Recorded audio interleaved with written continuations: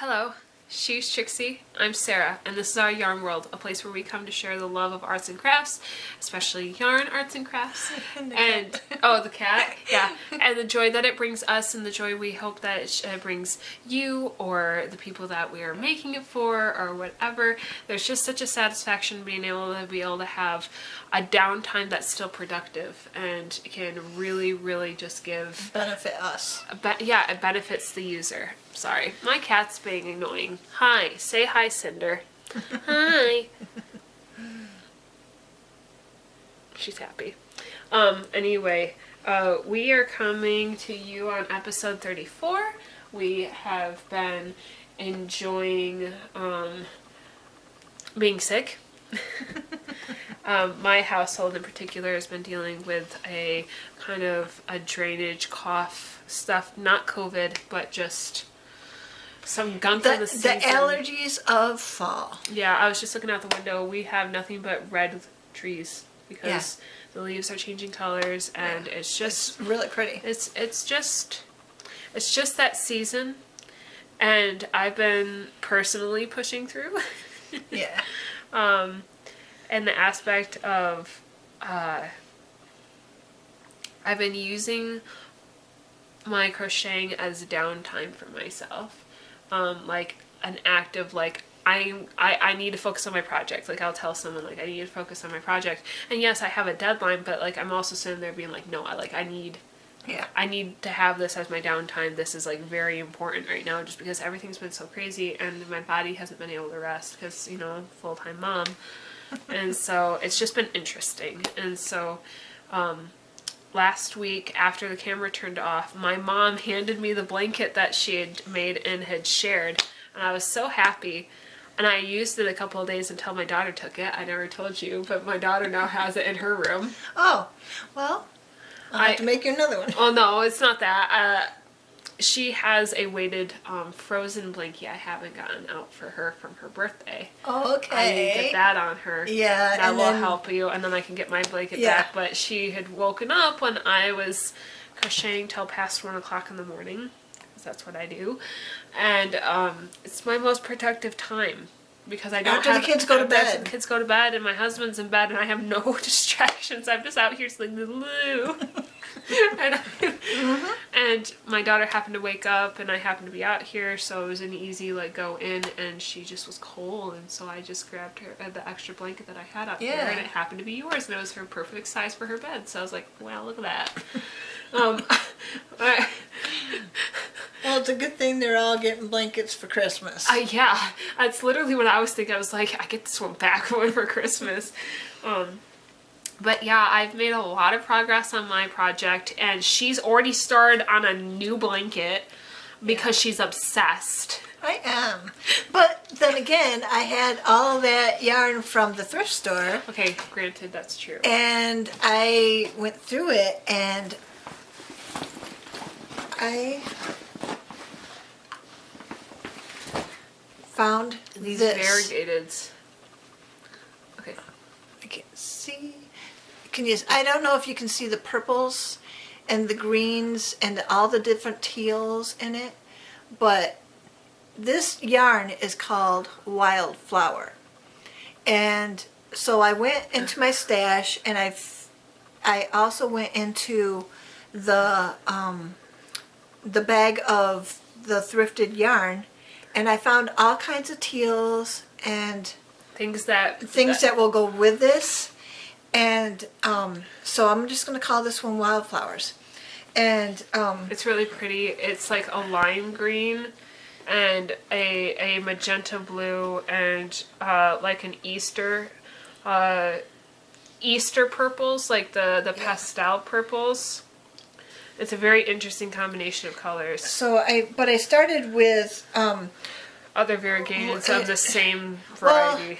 Well, it was called Very Teal. And My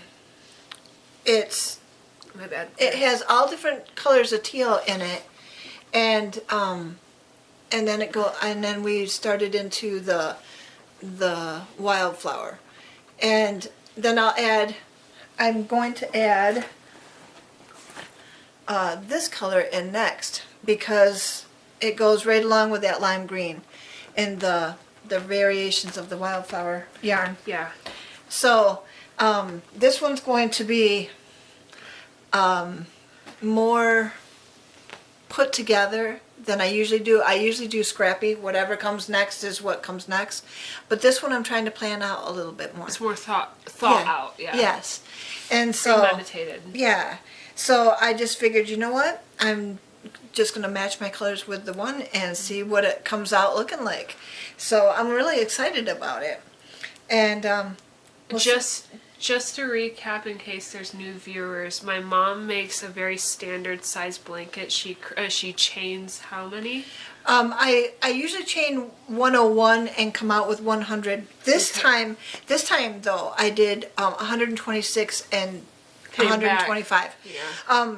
Because I just wanted it a little bit wider, maybe for a bed this time. Okay. A bed top. So- But and if it turns out that that's a better width, that's what I'll do from now on. But usually I do it for people who are sitting in their chairs as a lap blanket. Yeah. So she just generally chains about 101.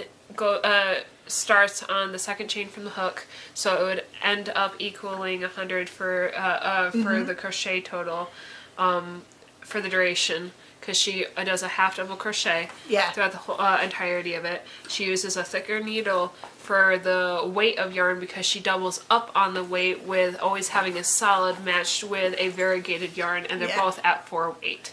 Yeah. So she operates with a hook that is more for like a bulkier yarn. I have it right here. It is a N, which is A 10 millimeter. no, yeah, 10 millimeter.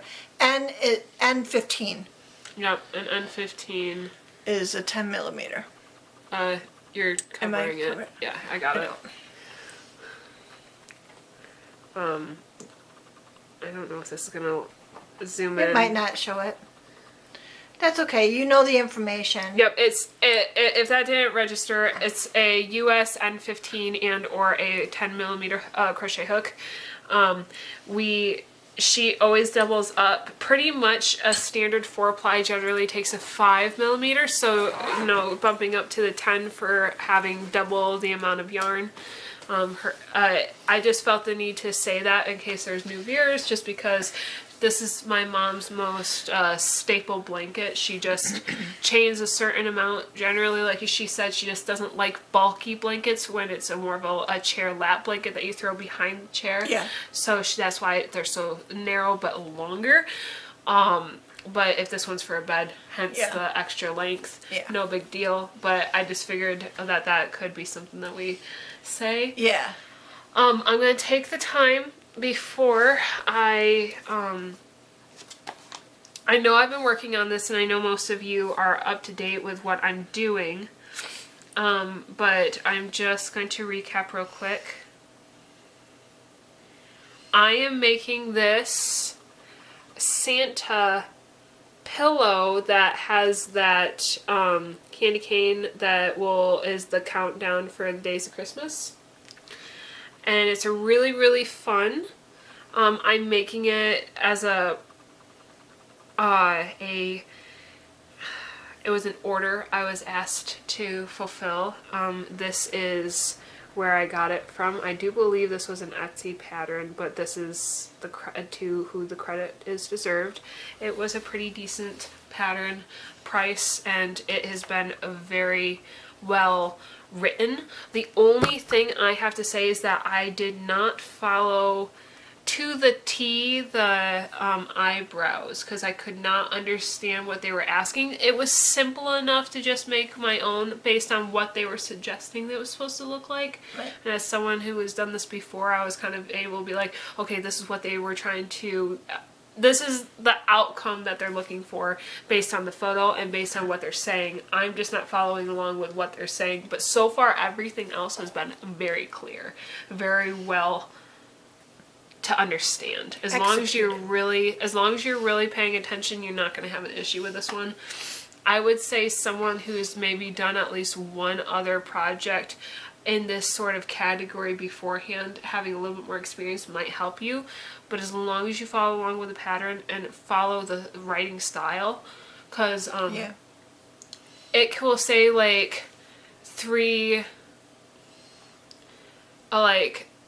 single crochets, but then it will say 2 single crochets, indicating that into one stitch. Oh. So you sometimes have to sit back and understand, because they don't put everything in brackets, they just comma everything. Oh, so it's in sections. So it's like, okay, I've crocheted 3 single crochets. Now they want this one, 2 and 1. Right. Like, so as long as you're following along with how they write it. Right. And once you get into not all patterns are written the same. Their execution is generally the same, but sometimes without those extra brackets to be like, we want this amount in this section. In this stitch.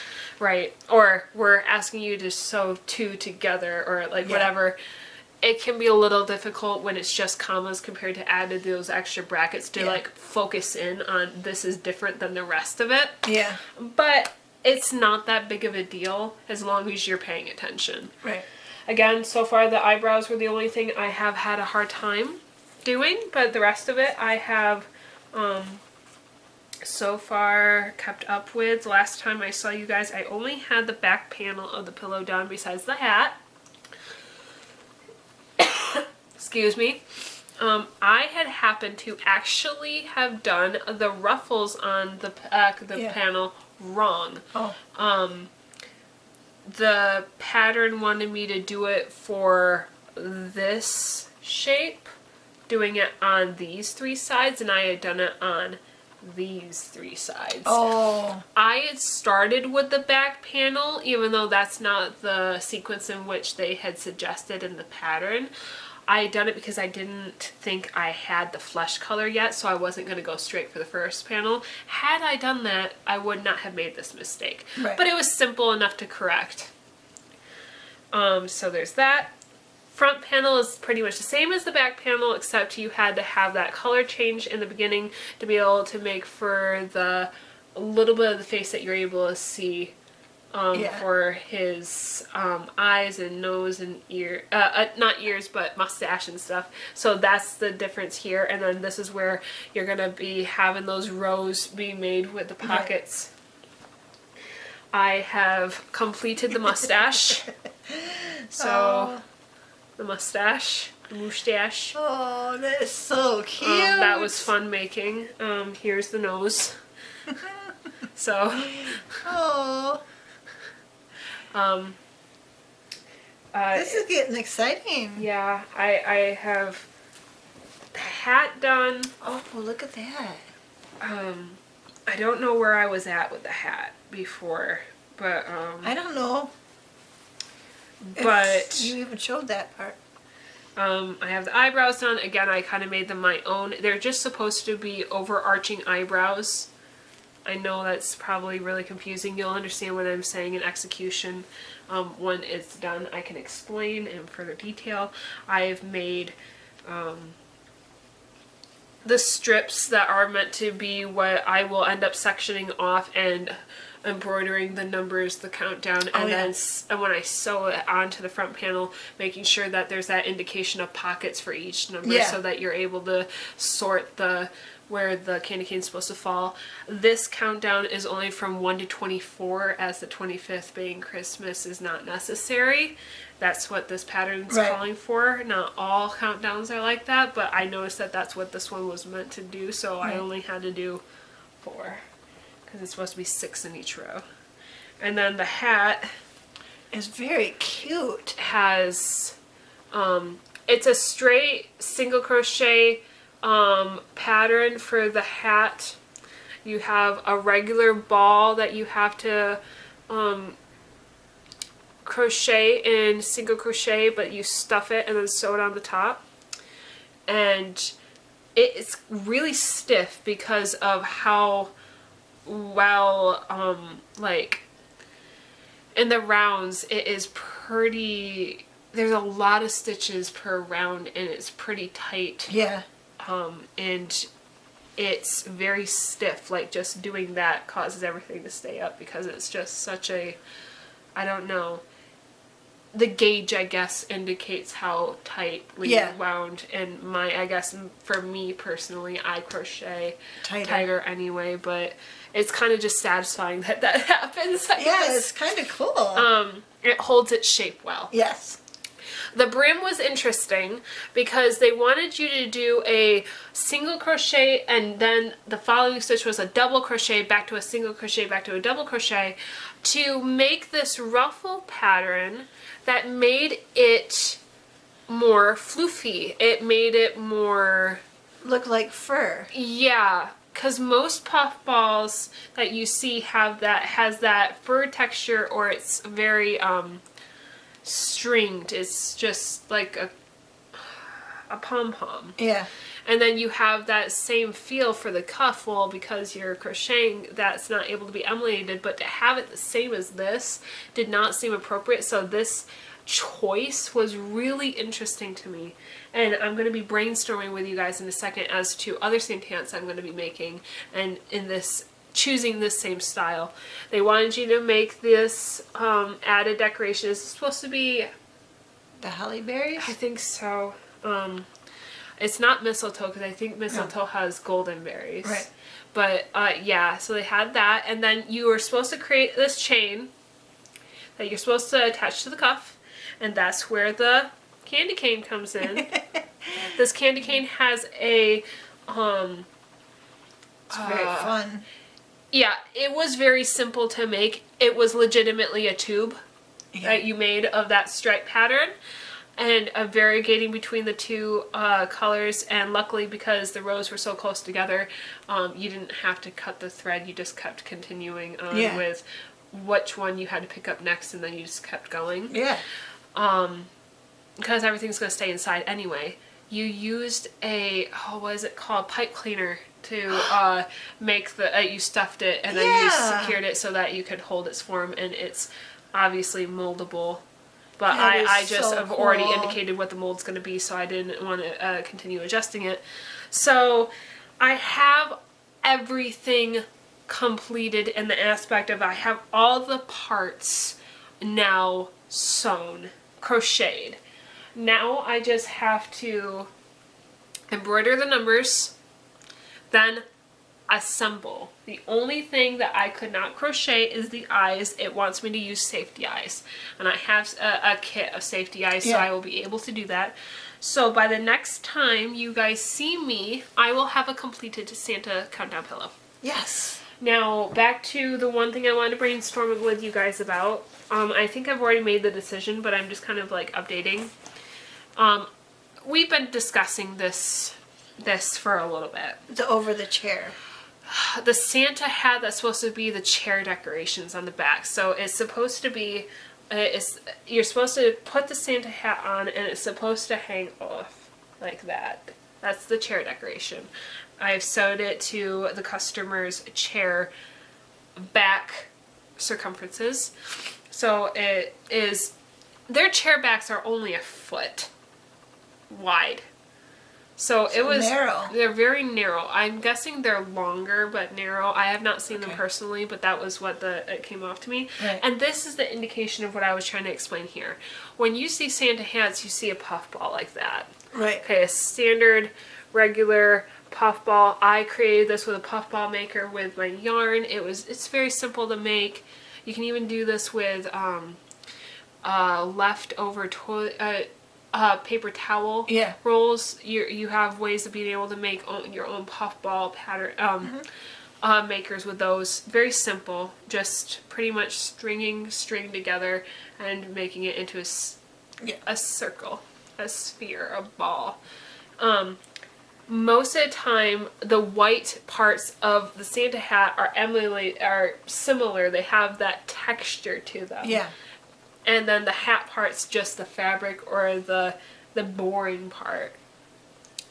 When I made this originally, I had the same pattern for what the hat's pattern was going to be to the cuff, but it was driving me nuts that that this puffball and the cuff were not similar. Or textured. it didn't have the same equal weight that I'm used to when it comes to a Santa hat. And I did not feel comfortable sending this to my customer, as I did not feel it was completed yet. Right. I was getting this inspiration off of a Pinterest photo idea, so I wasn't going off of a pre-designed pattern. I was making it as I go. So until I'm satisfied, I don't want to send it. Well, when I saw how they did their cuff, how this is the plain and how I have my own version of plain compared to this extra, it just stands off. It's different. It has width. It gives that extra that I'm looking for, I guess is what I'm saying. So I'm planning on ripping this, making sure that I have the right number of stitches, so it has to be an odd stitch to be able to do that pattern. And then you have to work it back and forth and then seam it together. So it's not in the round. That pattern is not in the round. You go back and forth on it, and then you just sew it. Okay. That's not going to be that big of a deal, as this pattern in the decrease or adding has that natural kind of seam to it. And with it being overhung, it's not really the focus of it anyway. But I'm going to give that a try, and I will have that done hopefully by next week too, to show you how that turns out. Yeah. And by then, once that's all done, I should be able to hopefully send my first of the 6-piece set. I'm going to confirm that this is the right size with the pillow, because that pillow is going to the same person. And once that's able to confirm, I can just buck these out, and then that order will be done. And that order will be done. So, that's kind of what I have to share for this week. Well, I have some exciting news. 6 weeks from today is our 1-year anniversary on this channel. And we would like to do a giveaway. So we're still trying to brainstorm ideas on what we want to do for that. But we're just telling you that 6 weeks from now, it's will be December 8th. And that is the first time that we uploaded. Yeah, so we're just excited about that. It's coming up soon, and we're just we're thinking of ideas and everything, and we want you guys to start commenting and letting us know that you care, and yeah, we're gonna be able to pick somebody from that. Yeah, we will update as to how we're going to be making this random giveaway be, whether it be by subscription and or comment. Either one's not going to hurt if you want to go ahead. Yeah. If you obviously enjoy our channel, we hope that you have subscribed. It's free, and we just are wanting to be here in fellowship with you. We ask that comments are always encouraged, not have to, as most of the time when we end our videos, we're suggesting that you leave comments in more of like encouragement or prayer if you would like that, and obviously that's more private. And so we have the option of having it be done via our email in the description. But if you just want to share any sort of thoughts or what you would like us to do for our 1 year, or just whether you enjoy our channel or what you like about it, or whether what you're doing or anything, just we always enjoy comments, and we always enjoy hearing from you guys. Yeah. But further information will come, and before the 6 weeks are over, as to what we've decided and how what the giveaway will be, and how we're going to choose from it. Yeah. And I have my phone up because I decided to take pictures of some scriptures that I have on the back of a door. Try and keep my focus on scriptures every day. Oh, and the hiccups, man. Should we do that one or that one? A peaceful heart leads to a healthy body. Jealousy is like a cancer to the soul. Yeah. To the bones. That's from Proverbs 14:30 in the New Living Translation. So it's very a peaceful heart leads to a healthy body. jealousy is like cancer to the bones. That says a lot. If you have a peaceful heart, it makes all your bodily functions just calm and serene and work as God intended. But if you have a jealous streak in you, it's like cancer in your bones. It's just going to eat you up. And that's never good. I feel like a practical example is the whole optimism against pessimism. There is a reality that our words indicate what we believe. You can say things are jokingly, and that's not that can't be done in a joking manner. I'm not saying that, but there is a reality to everything that we're saying is coming from somewhere in us. Yeah. It's something that we ourselves have some sort of belief in. We believe it to be real to some degree in ourselves, anything that we spew out. And so we have to kind of gauge, what we deposit into ourselves is what we're going to survive on. And if we're allowing things like jealousy to eat us up, we're going to have, it's kind of like a termite, it's going to eat us up from the inside out. Whereas peace is more likely to give, seed and bear fruit for other things in our life, and will be able to produce a much more sustainable existence.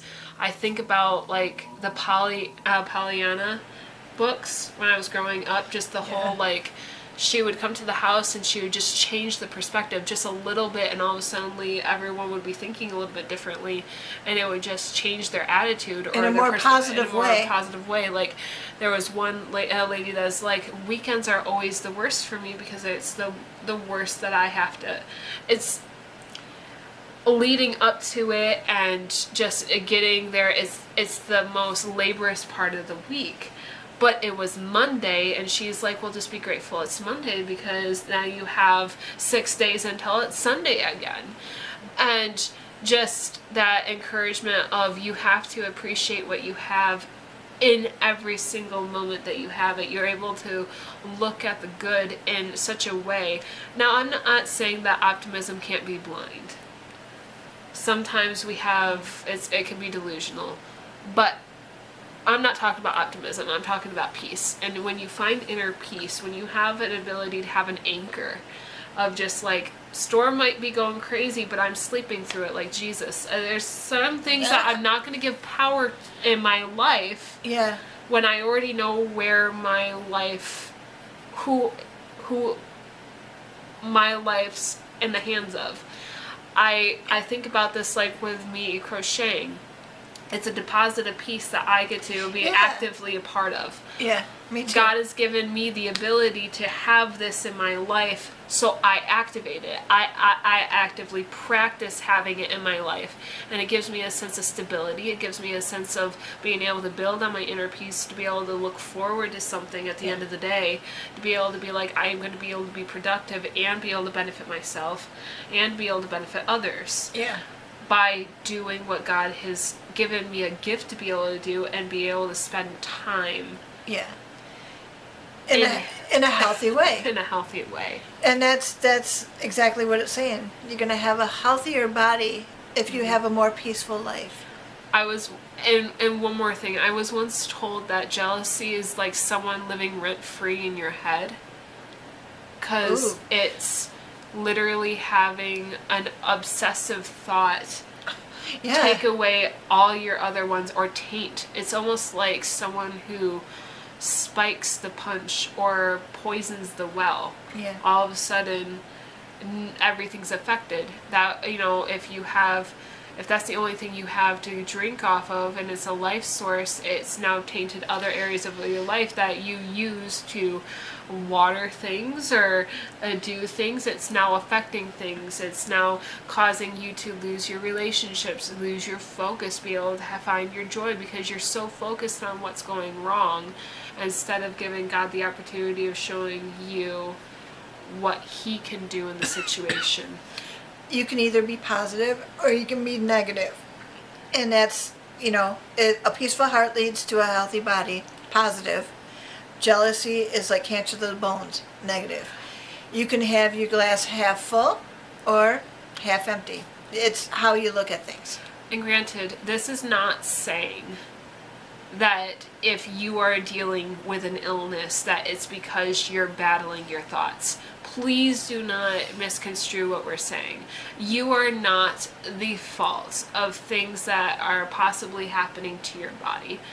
But it is like that. It is similar to, because having thoughts that you do not have captive can be like a cancer. It's a cell that encompasses and just explodes and takes over your other cells. That's what cancer is. It pretty much eats away all the good cells and just is that's all that's left behind.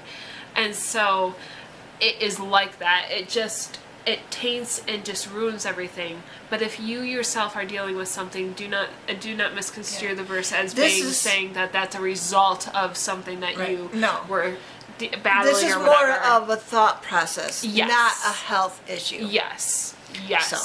So just saying that just because that is not our intent. And the New Living Translation has a way of talking that me and my mom very much enjoy. Yeah, but it's very, very fun to read. It's more of a hypothetical analogy than it is to be taken literal. So that's... I think it puts it in terms that we can understand. And, and that's the joy of it. I was just saying that this was more of a hypothetical, like, this is similar to.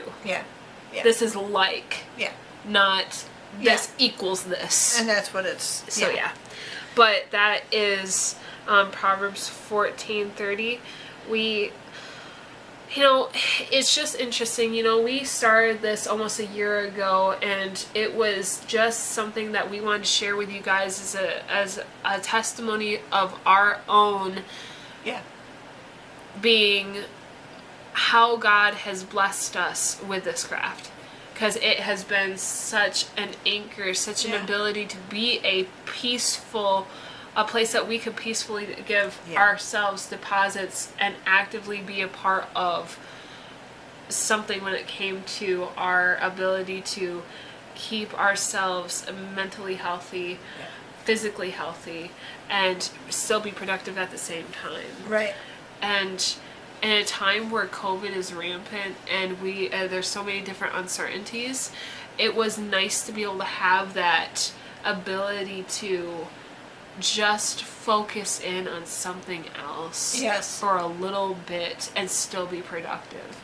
And so regardless of whether it's a blanket, a Santa pillow, whether it be a Godzilla, like what I'm about to create next, or just something for yourself.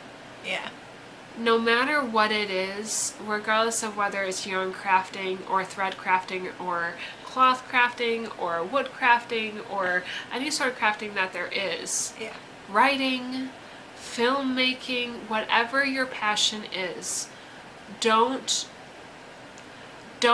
let life take away the ability of being able to enjoy it. When these are things that God has given you to be able to make your life have more meaning and to be able to hone in and have peace. These are ways that we're able to get down to how God has built us to live. And to be able to share it with others and be able to live in a very unique harmony. Because we're all able to be creators, as that's how we were made by a creator. Exactly. We were created to create. So we love you guys. We hope that you guys are doing well. We will see you next week. I will likely have this pillow done, and she probably will have this blanket done. Yeah. And we will be able to share with you more details as to the giveaway, and hopefully we'll just be able to just share more and be able to fellowship with you guys more. We love you guys. We hope that you're doing well.